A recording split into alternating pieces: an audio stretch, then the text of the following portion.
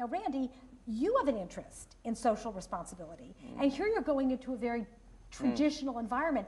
How do you think that traditional companies can address some of these really important social issues? Well, I think, first of all, I see the entrepreneurial spirit and the pursuit of innovation as very consistent with the new models for social venturing that we see out there. The idea that social ventures are run with a set of business disciplines, that they are self-sustaining rather than constantly looking for philanthropic help, that they measure their impact in ways that are very similar to the ways in which companies measure success of product, and that the skills that are coming to those companies are rigorous skills, not the same sorts of skills that we saw 20 years ago, largely in charitable organizations.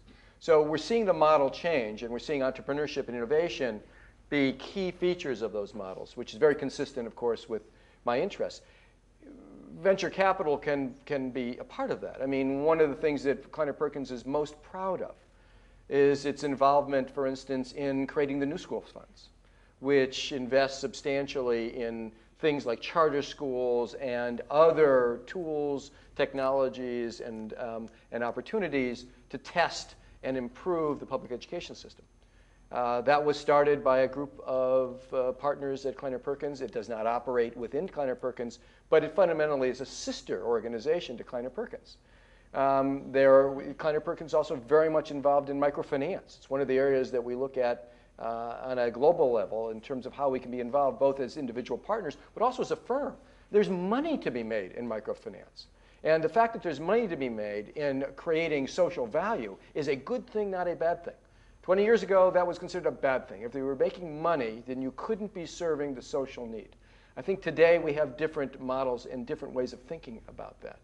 And then the sorts of companies that we invest in. I mean, we look to invest in companies that can make significant social differences. You might say to yourself, how the heck does, Google made so much money for everybody.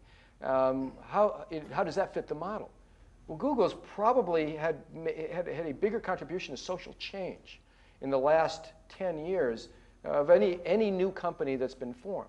The way in which people access information, share information, the processes that they're going through now to bring all of the libraries online and be searchable and be usable around the world by people who have no access to books. This is social change done by a for-profit business. And so the mission of the companies you invest in is also important. Business is the most effective tool for social change if we use it the right way, if we seek significant missions, if we carry integrity into the process, if we measure the value we bring not simply by the bottom line, but by the value that's created for others.